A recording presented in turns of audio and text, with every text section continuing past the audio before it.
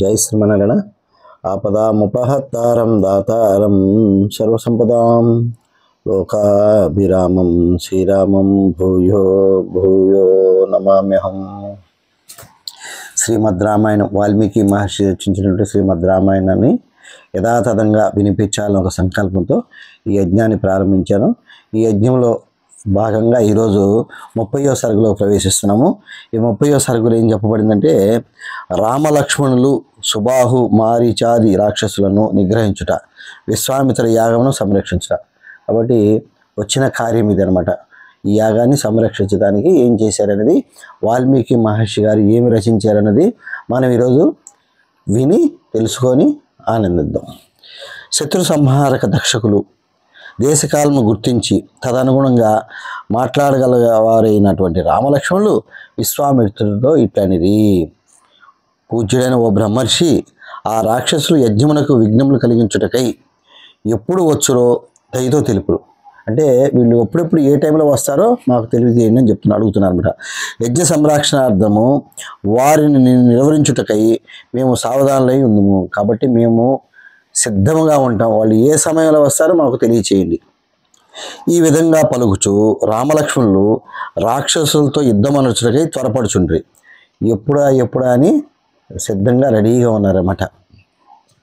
అందులకు అచ్చటి ముళ్ళందరూ కూడా ఎంతయో సంతోషించి ఆ రాకుమారులను ప్రశంసించు ఇట్లనిది: నేటి నుండి 6 దినముల వరకు విశ్వామిత్ర మహర్షి మౌన దీక్షలో ఉంటాడు.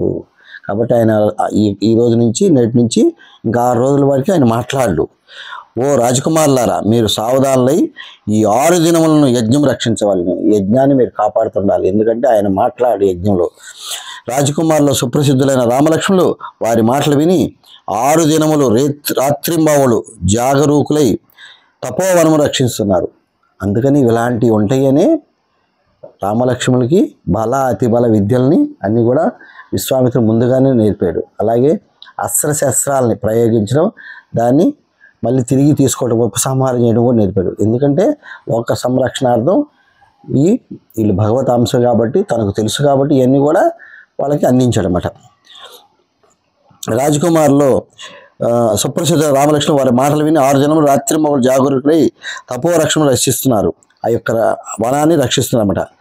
అక్కడ ఉన్నటువంటి యజ్ఞాన్ని రక్షిస్తూ మహాధనార్థులైన వీరులు సావధానులై ఆ సమీపం నిలిచి విఘ్నకారకులైన రాక్షసుల యొక్క బాధల నుండి విశ్వామిత్ర మహాముని రక్షణ కార్యంలో నిమగ్నై ఉన్నారు. అంటే ఆ పనిలో రెడీగా సిద్ధంగా ఉన్నారు. వీళ్ళు ఎప్పుడు వస్తారా వాళ్ళని సంహరించేదానికి వీళ్ళు సిద్ధమై ఉన్నారు.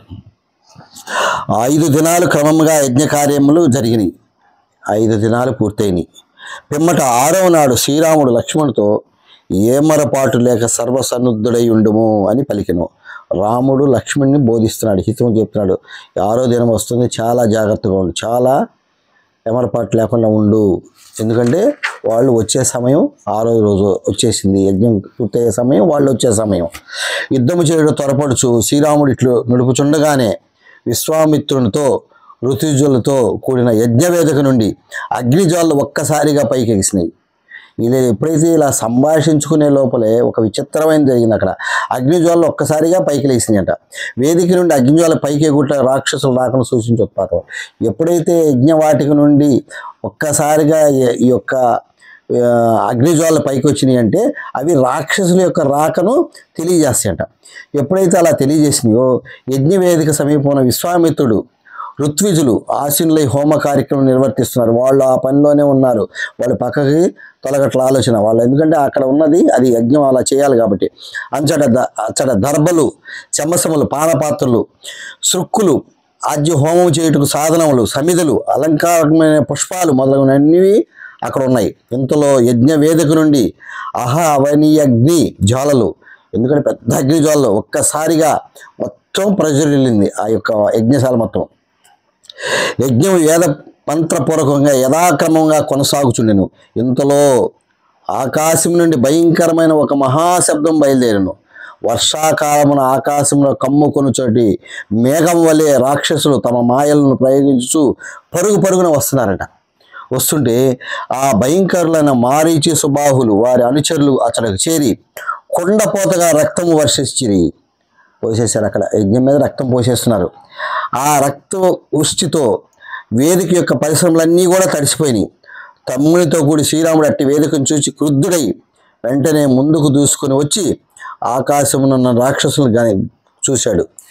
రాజీవలోచనైన శ్రీరాముడు ఆ విధంగా వచ్చి పడుచున్న రాక్షసులను గాంచి లక్ష్మణ వైపు మరలి సవిప్రాయంగా చూసి ఇట్లనెను, ఓ లక్ష్మణ, వాయుమేఘం వలె మాంసభక్షకులు దుర్మార్గులైన రాక్షసులు వాళ్ళని మానవాస్త్రంతో చెల్లాచెదురు గావించదును. ఇప్పుడు నా దగ్గర ఉన్న అస్త్రాలు ఇచ్చారు కదా, మానవాస్త్రంతో వాళ్ళని ఇప్పుడు చెల్లాచెదురు చేస్తాను చూడుము. ఇట్టి పిరికి పందులు సంబంధించడానికి ఏమాత్రం ఇష్టపడను అని పలికి శ్రీరాముడు తన చేపమునందు శరమును సంధించను. మిక్కిలి క్రుద్ధుడైన రాఘవుడు మిక్కిలి శక్తివంతమైన కాంతులను విరజిమ్ముతున్న మానవాస్త్రమును మారీచుని వక్షస్థలంపై ప్రయోగించను. ఎప్పుడైతే ఈ మానవాస్త్రాన్ని మారీచుడు యొక్క వక్షస్థలం మీద కొట్టాడంట, ఆ మారీచుడు ఆ అమోఘమైన మానవాస్త్రము దెబ్బకు 100 యోజనాల దూరమున సముద్రము జలంలో పడిపోయింది. 100 యోజనాల దూరంలో పడిపోయాడు. ఎప్పుడైతే తగిలిందో 100 యోజనాల దూరంకి వెళ్ళి పడిపోయాడు మారీచుడు. సీతేషు అనే బలమైన శరాఘతమును గురైన మారీచుడు సోహను కోల్పోయి, దాని పేరు సీతేషు అంట. సీతేషు అనే ఒక బలమైన శరాఘతం అంట. దానికి మారీచుడు సోహను కోల్పోయి గిరగిరా తిరుగుచు దూరమునకు కొట్టుకొని పోవచ్చుండెను. అట్టి మారీచుని చూసి శ్రీరాముడు లక్ష్మణునితో ఇట్లన్ను, ఓ లక్ష్మణ, ధర్మసహితమైన సీతేషు అని పేరు గల ఈ మానవాస్త్రము చూడుము. ఇది మారీచుడిని ప్రాణములు తీయక సృహ లేకుండా చేసి వాడిని తీసుకొని పోవచ్చున్నది. ప్రాణం తీలా, సృహ లేకుండా చేసింది, వాడిని తీసుకెళ్ళిపోతుంది. ఆ రాక్షసులు కఠినాత్ములు, పాపకర్ములు, యజ్ఞములు ధ్వంసం చేయవారు, రక్తమును దాగువారు, అట్టి దుర్మార్గులను కూడా వధించెదను. పిమ్మట శ్రీరాముడు అద్భుతము దివ్యమైన ఆగ్నేయాస్త్రం తీశాడు. మళ్ళీ తీసి సంధించి సుబాహు యొక్క వక్షస్థలమును కొట్టిను. దాని దెబ్బకు అతడు నేల కొరిగాడు. సుబాహుని ఎప్పుడైతే కొట్టాడో వాడు చచ్చిపోయాడు. మిక్కిలి పరాక్రమశాలి అయి స్వదర్తనుడు అయిన శ్రీరాముడు మిగిలిన రాక్షసులను సైతం వాయాస్త్రంతో తుదముట్టించి మునులకు అందరికి కూడా ఎంతో పుణ్యకార్యం చేశాడనమాట. చేసిన తర్వాత ఈ విధంగా రఘునందుడు యజ్ఞమునకు విఘ్నములను చూస్తున్న రాక్షసులందరినీ హతమార్చేశాడు. మొత్తం రాక్షసులందరినీ కూడా చంపేశాడు.